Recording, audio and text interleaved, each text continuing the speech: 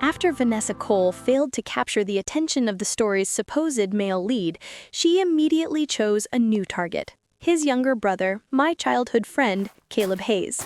Her plan was obvious: make Adrian regret rejecting her by winning over someone close to him. The first time I tossed my unfinished breakfast into Caleb's arms, Vanessa loudly accused me of treating him like a garbage bin. When Caleb brought me lunch and refilled my water bottle, she told him with complete seriousness that he was not my servant. By the end of the day, she was already urging him to stay away from me, claiming I did not even treat him like a person. What she did not know was that Caleb suffered from a severe fear of abandonment. If I became even slightly distant, he did not feel relieved. He fell apart. When Vanessa returned to Silverbrook Academy, nearly everyone stared.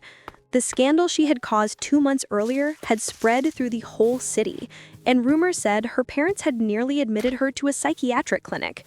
My desk partner, Sophie, leaned close and whispered, "She's unbelievable. After everything that happened, she can just walk back in like nothing happened." I glanced toward Vanessa's seat. At the exact same moment, she looked over at me. Our eyes met, and instead of ignoring me as usual, she smiled brightly and gave me a friendly nod. I returned the smile. Sophie blinked. "Doesn't she normally act like nobody exists except Adrian? Why is she greeting you?" "Maybe she woke up in a good mood," I said casually. Only I knew the real reason. For some strange reason, I could hear the cold mechanical voice speaking inside Vanessa's mind. "Host, Caleb Hayes is absent this morning. Recommendation: establish a positive relationship with his childhood friend, Nora Bennett, before approaching the target." I was Nora Bennett. The fact that the voice had mentioned Caleb made my chest tighten. "Look, Adrian's coming," Sophie hissed, jabbing my arm with her elbow. I lifted my head and saw Adrian Hayes walking past the open classroom window. He stopped beside my desk and handed me a carton of milk and a wrapped pastry. "You skipped breakfast again, didn't you? Caleb asked me to." "Is Caleb sick?" Vanessa had stood so quickly that her chair scraped loudly across the floor. She was staring directly at me, completely ignoring Adrian's displeased expression. "He'll probably come after lunch," I answered vaguely. Adrian clearly had no interest in staying. He pushed the food into my hands. "Caleb made me buy these for you." Then he turned and walked back toward the senior building. Vanessa watched him leave for barely a second before looking at me again. "Caleb is all right, isn't he?" "He always seems emotionally unstable. Just a mild cold," I replied, lowering my eyes to my textbook to end the conversation. She sat down, yet her gaze remained fixed on the next classroom. Adrian had already disappeared from her thoughts entirely by now. Sophie stared after Adrian in disbelief. "Vanessa didn't even look at him," she whispered. "Did the sun rise in the north, and now she's asking about Caleb?" I turned a page of my book. People can change. Sophie leaned closer. "Don't tell me she's given up on Adrian and decided to chase Caleb instead. Why would she?" She gave me a meaningful look. "He's handsome, rich, mysterious, and emotionally unavailable. That's basically her favorite genre." I shrugged. "Caleb doesn't have some tragic first love. He only has an annoying childhood friend who orders him around." "That's you," Sophie said, grinning. "Cold rebel and bright honor student. Honestly, they'd look good together. Since you don't like him that way, I'm allowed to ship them, right?" Poor Caleb, I thought. He did not deserve that. During the next break, I was half asleep over my folded arms when the mechanical voice suddenly rang through my mind. "Reminder to host, capture target has entered the area." My eyes opened. A hand with long, pale fingers was quietly arranging the notebooks scattered across my desk. Caleb stood beside me, his black school jacket unbuttoned and his expression as unreadable as ever. He zipped my pencil case, placed it beside my books, and checked the lid of my water bottle. "I thought you weren't coming until the afternoon," I said. His gaze dropped to the cold milk beside my elbow. "Adrian bought you refrigerated milk?" He produced another carton. "This one is warm." I accepted it and tossed the cold carton toward him. Caleb caught it easily. "Don't waste it," I said. As I pushed the straw through the foil, I heard him repeat under his breath, "Waste." His attention shifted to the half-eaten pastry Adrian had brought. Understanding the look, I picked it up and placed it in his hand. Finish it if you want, but don't buy this brand again. It's too sweet. Caleb studied the wrapper as though memorizing evidence and nodded once. I was about to ask whether his fever had gone down when a sharp voice cut across the classroom. "Nora, that's too much." Vanessa had risen from her desk. Her fists were clenched, and her eyes were already shining with angry tears. I looked around, wondering whether she was speaking to someone else. "What is? How can you throw your leftovers at Caleb?" she demanded. "He isn't your trash can." I pointed at Caleb. He was reading the ingredients on the package with complete concentration, apparently unaware that a moral crusade had begun around him. Does he look offended? Vanessa's expression tightened. She stepped forward, snatched the pastry from his hand, and threw it into the bin. "Caleb, don't eat food she doesn't want." Caleb frowned at her. Then his eyes moved to the trash can, and the tension in his brow disappeared. "Thank you," he said calmly. Vanessa brightened, clearly believing she had finally reached him. Caleb turned to me. "I'll wait by the front gate after school." Then he walked out. Caleb was famous for ignoring almost everyone at Silverbrook. He rarely spoke to anyone except Adrian and me. Girls had flirted with him for years and received only a blank stare. That single thank you filled Vanessa with confidence. She failed to understand that Caleb had thanked her for discarding the overly sweet pastry, not for defending him. I had taught him basic politeness. Even when he wanted nothing to do with someone, he said the expected words. Vanessa turned back to me, her chin lifted with heroic determination. Her red eyes made her look like a fragile flower facing a storm. "I won't let you keep treating Caleb this way." I stared at her. "He didn't complain. Why are you more offended than he is?" "Because he's been manipulated by you." Her voice rose, drawing curious looks. "Everyone knows why you cling to him," she continued. "You only want access to Adrian and the Hayes family. They're rich, so you're using Caleb as a ladder." My family was not as powerful as the Hayes family, but we were hardly desperate. Anyone watching us could tell Caleb was the one following me. I looked Vanessa up and down. "Just because you chase wealthy boys doesn't mean everyone else does." Her face went white. Tears filled her eyes. "You're horrible!" She rushed from the room. Sophie watched her leave. "That was brutal." "She'll survive." When the next lesson began, Mr. Dalton paused at Vanessa's empty desk, then decided silence was safer. Every teacher knew her reputation. Vanessa had pursued Adrian Hayes for nearly a year. He rejected her gifts, ignored her letters, and refused every invitation. She worked evenings to buy presents, prepared lunches, and even applied for a housekeeping job at the Hayes estate. Adrian rejected everything in public.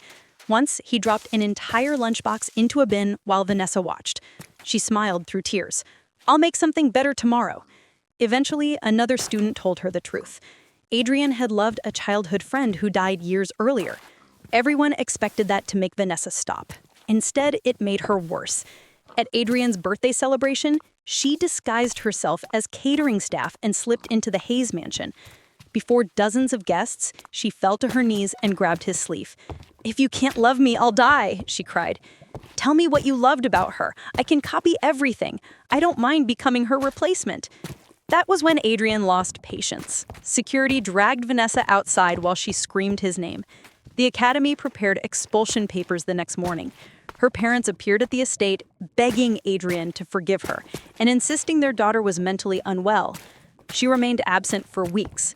Adrian eventually agreed not to pursue the matter because her parents refused to leave. I expected Vanessa to transfer, disappear, or be discarded by the mysterious system. Instead, 2 months later, she returned. And now she had replaced Adrian with Caleb. From the far side of the courtyard, I spotted Vanessa beneath an old maple tree. Caleb leaned against the trunk while she stood too close. "You like the vanilla yogurt from North Street Cafe, too?" Vanessa asked. "That's my favorite." Then her voice softened into concern. "Nora doesn't seem to appreciate it. I saw her pour away the bottle you gave her last week."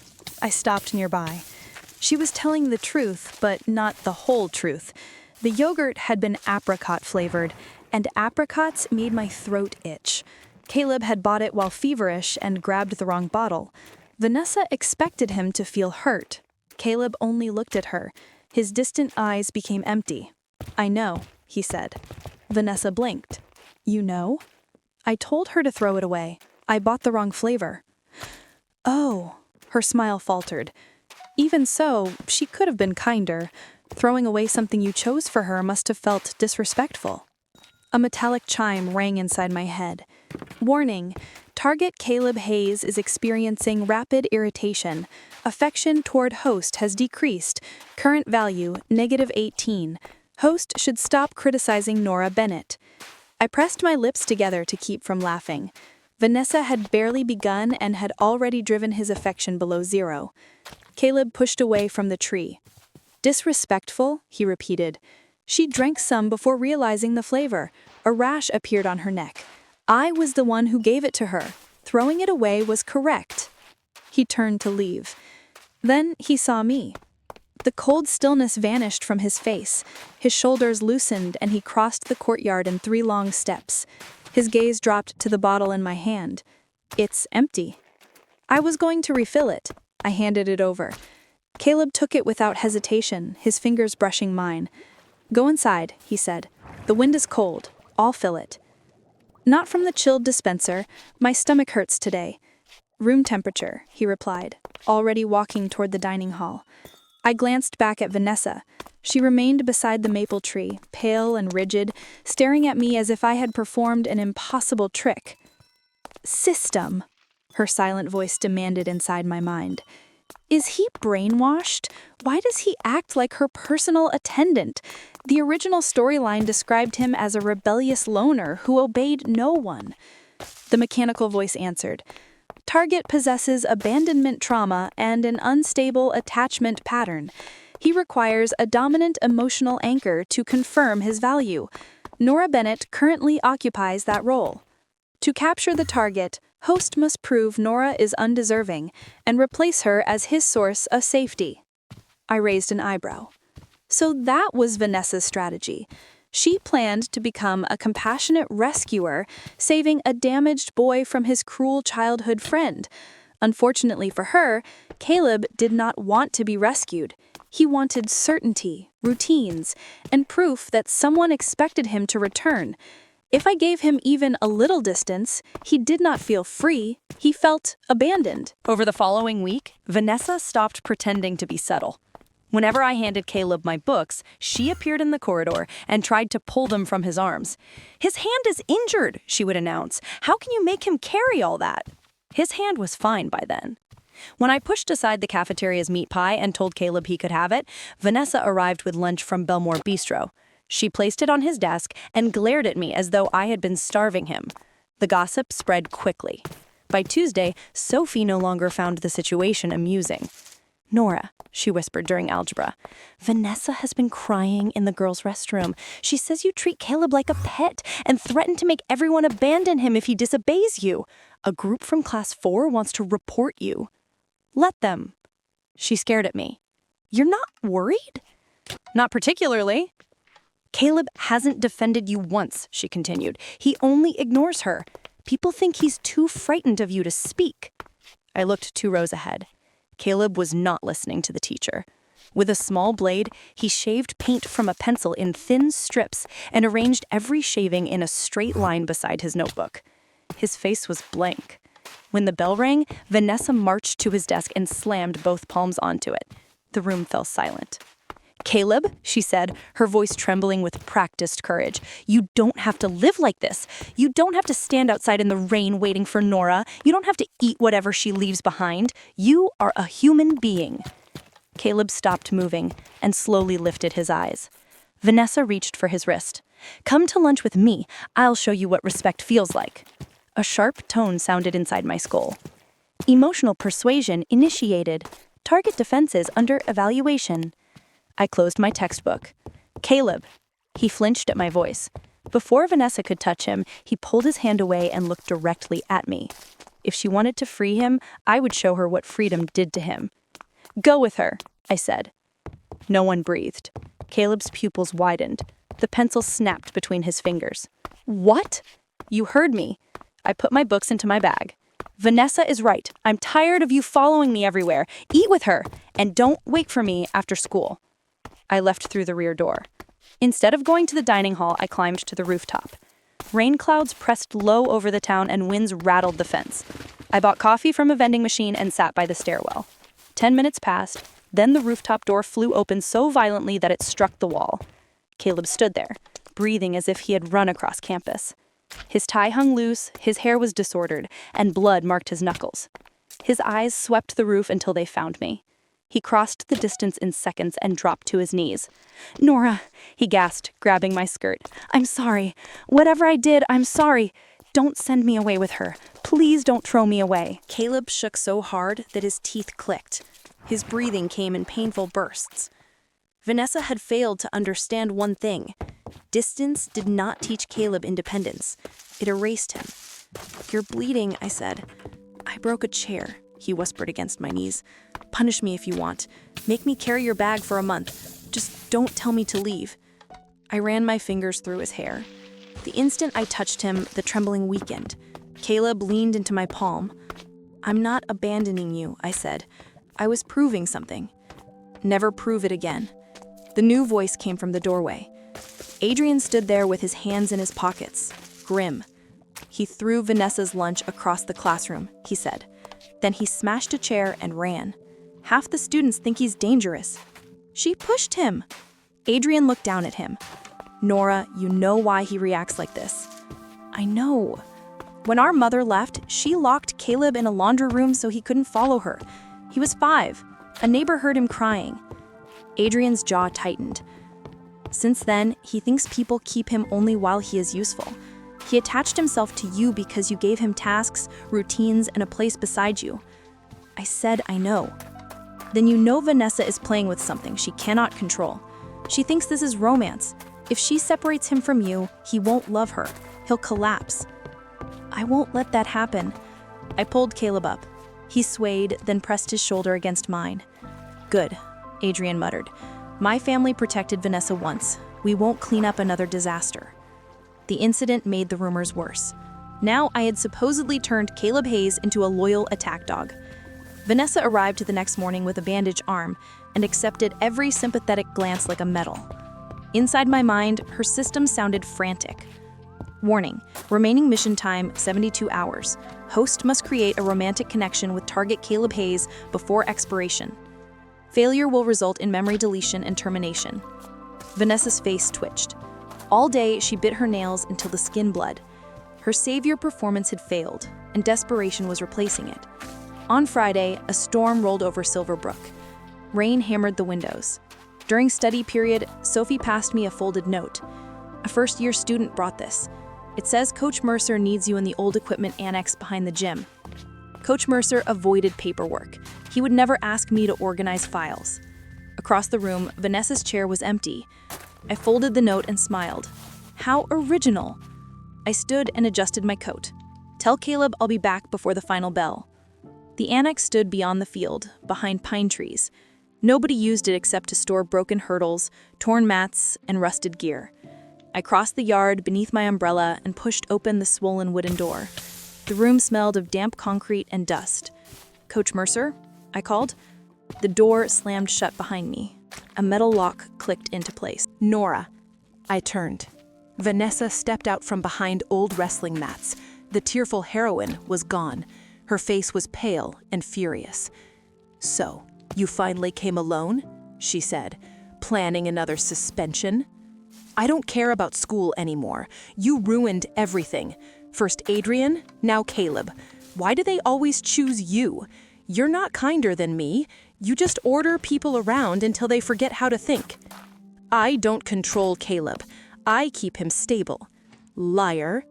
She paced between the broken equipment. "The system says I'll disappear if I fail. Caleb is supposed to be my second chance. I'm supposed to save him." I leaned against an overturned vaulting box. "What's your plan? Lock me here, find Caleb, and tell him I went home without him?" "I'll tell him you asked me to help you escape him. I'll say you're tired of his obsession and too afraid to say it to his face.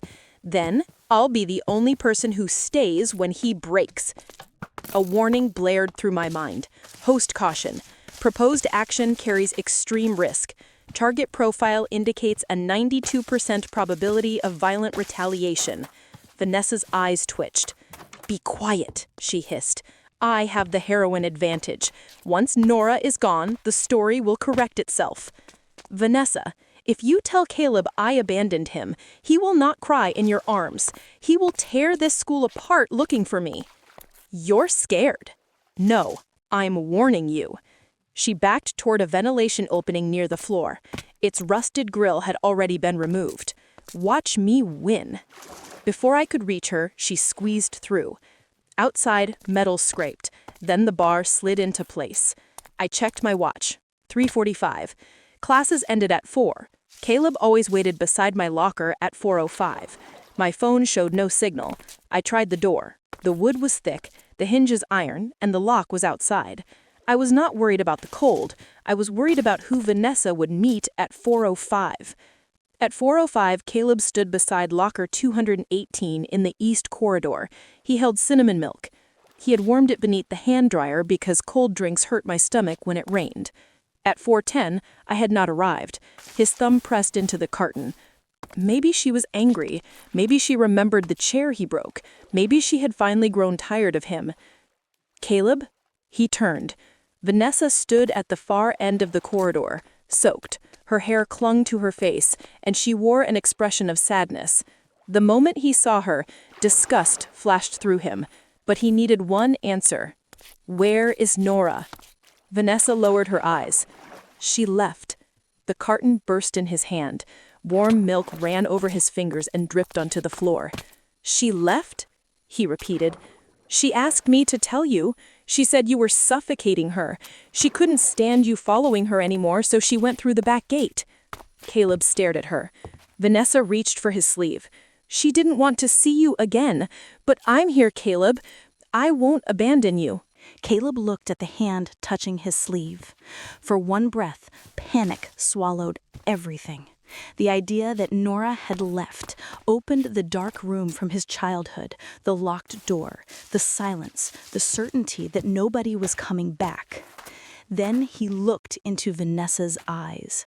Behind the tears, he saw triumph. His panic sharpened into something cold. Nora would never use Vanessa as a messenger. Nora despised cowardice. If she wanted him gone, she would tell him herself and watch him understand every word. "You're lying," he said. Vanessa froze. "What? You're lying." "No, Caleb, she packed her things and—" His hand closed around her throat. Vanessa gasped as he drove her against the metal lockers. The impact rang through the corridor. Several students screamed. "Where is she?" Caleb asked. His voice held no anger. That frightened everyone more. Vanessa clawed at his wrist. "Let go!" Adrian came running from the stairwell. "Caleb!" He seized his brother's shoulder, but Caleb did not move. "Tell me where Nora is," Caleb said, tightening his grip. "You have 3 seconds." "Stop! You'll kill her!" Adrian shouted. 1. Vanessa's face darkened. The system shrieked inside her mind. Critical damage detected. Host survival falling rapidly. 2. The old equipment annex, behind the gym. She's locked inside. Caleb released her. She collapsed, coughing violently and clutching her neck. He did not look back. He sprinted through the entrance doors and disappeared into the rain. I had been trapped for almost 40 minutes. The temperature inside the annex had dropped, and water crept beneath the door. I was deciding whether a rusted discus could break the lock when something struck the wood from outside. Boom! Dust fell from the frame. "Nora!" Caleb's voice sounded raw. "I'm here," I called.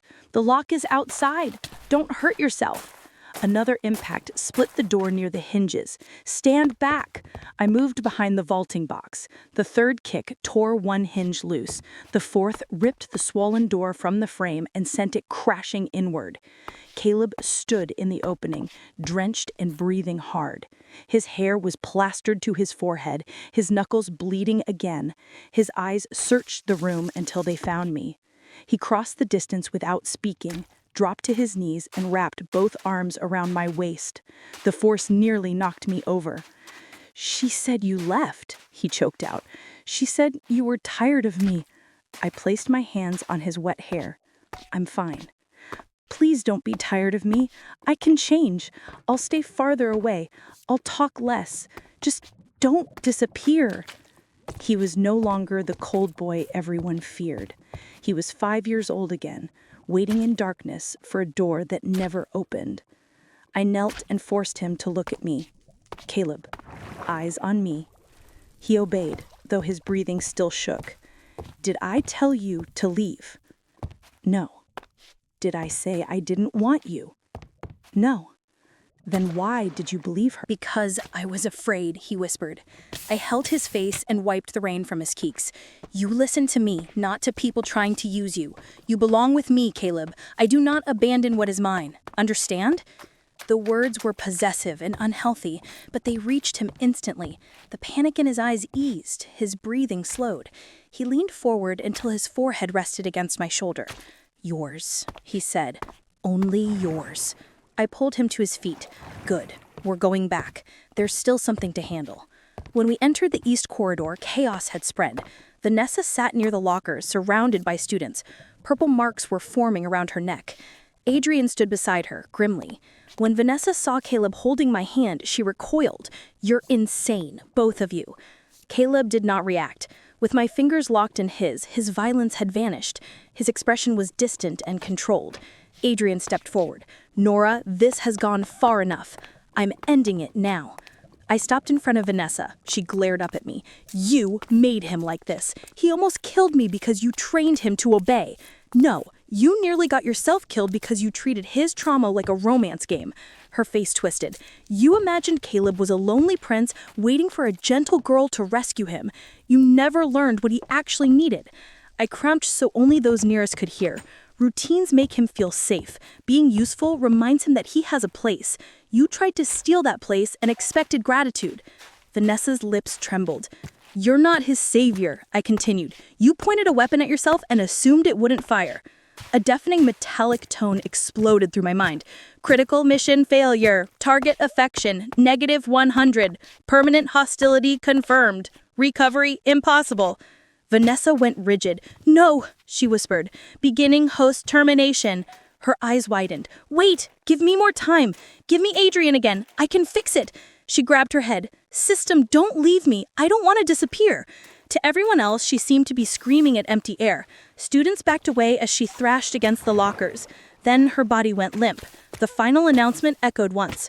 Host consciousness removed. Restoring original identity. Connection terminated. Silence filled the corridor. Seconds later, Vanessa gasped. Her eyes opened, unfocused and frightened. She stared at the students in the uniforms around her. Where am I? She asked weakly. Why is everyone looking at me? Her voice was different, smaller, confused. Adrian exhaled. Someone call the nurse. Her condition has returned. The real Vanessa had come back with no memory of the system or the stolen year. Caleb did not look at her once. I squeezed his hand. Hungry? He nodded. You missed lunch because of this mess. We're getting burgers, and you're paying. A faint smile touched his mouth. Of course. The nurse arrived with 2 teachers and guided Vanessa toward the medical wing. She kept asking why her neck hurt and why Adrian looked at her with exhausted pity. No one answered. By Monday, the official story was that Vanessa had suffered a psychological episode, locked a student in an unsafe building, and provoked Caleb into violence.